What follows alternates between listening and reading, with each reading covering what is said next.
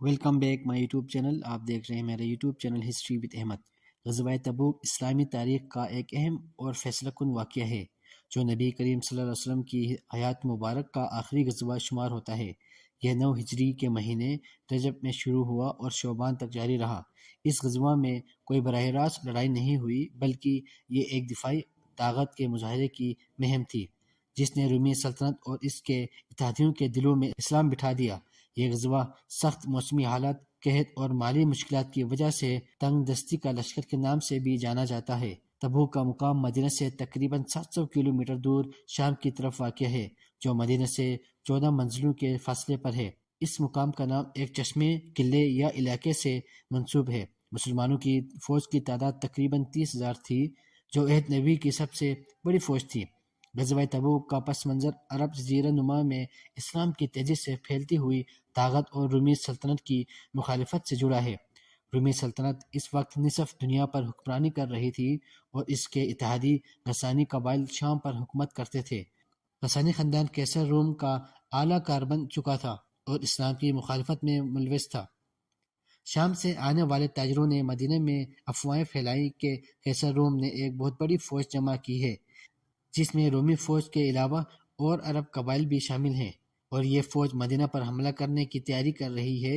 یہ خبریں تمام عرب میں مشہور ہو گئی اور اسلام کی مخالفت واضح تھی، اس لیے نبی کریم صلی اللہ علیہ وسلم نے دفاعی تیاریوں کا حکم دیا. یہ واقعہ غزوہ مؤتہ کے بعد پیش آیا جو ستمبر 629 عیسوی میں ہوا تھا اور اس کی رومیوں کی مخالفت کو مزید واضح کر دیا تھا. اس وقت عرب میں شدید قحط پڑا ہوا تھا جس نے مسلمانوں کو شدید مشکلات کا شکار کیا.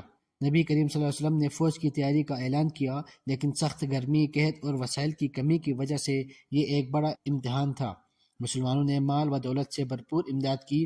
حضرت ابو بکر رضی اللہ عنہ نے اپنا تمام مال پیش کیا، حضرت عمر رضی اللہ عنہ نے آدھا مال اور حضرت عثمان رضی اللہ عنہ نے 900 اونٹ اور 100 گھوڑے پیش کیے جو فوج کی ضروریات پوری کرنے میں اہم تھے.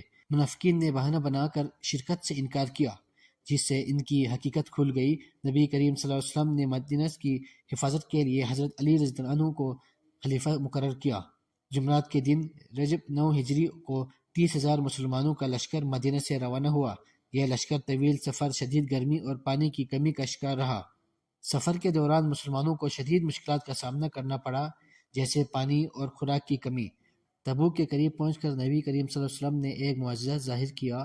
چشمہ تبوک سے صرف ایک پتلی دھار بہہ رہی تھی. آپ صلی اللہ علیہ وسلم نے پانی منگوا کر ہاتھ منہ دھویا اور کلی کی، پھر اسے چشمے میں ڈالنے کا حکم دیا.